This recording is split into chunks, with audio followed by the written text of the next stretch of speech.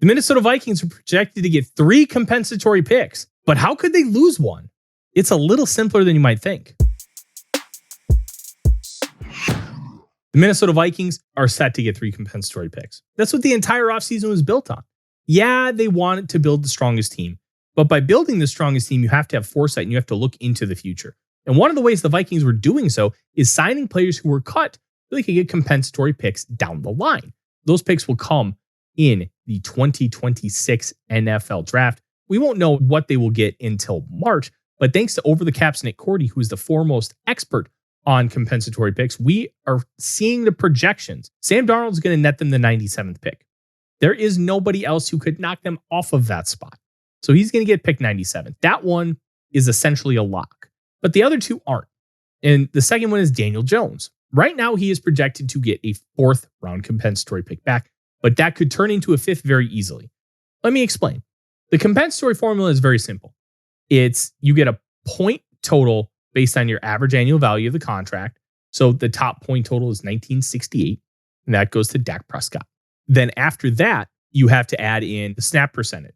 It has to be over 25%, but the snap percentage, essentially if it's 50%, you get 50 points. And then you can also get points by becoming all-pro or being added to a Pro Football Writers Association team. Those things matter. And you have to add them all up, and then it's put into the formula. And then at the end of the year, when March comes around, it's then that we get to see who gets the compensatory pick. But right now, there are only 4 players behind Jones that also qualify for that 4th round threshold. He has a 62% snap percentage right now. And if Anthony Richardson wins the job and somehow plays all year, that could get knocked to a 5th pretty easily.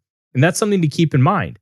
And that would be about a 40 spot difference. That could be a difference between a guy who could end up starting and a guy who's never getting above special teams. That can matter. The other one is Trent Sherfield. Right now, the Vikings are in line to get the last pick in the NFL draft. Sherfield is barely above the cutoff. When you look at Sherfield, he played about 32% of the snaps last year.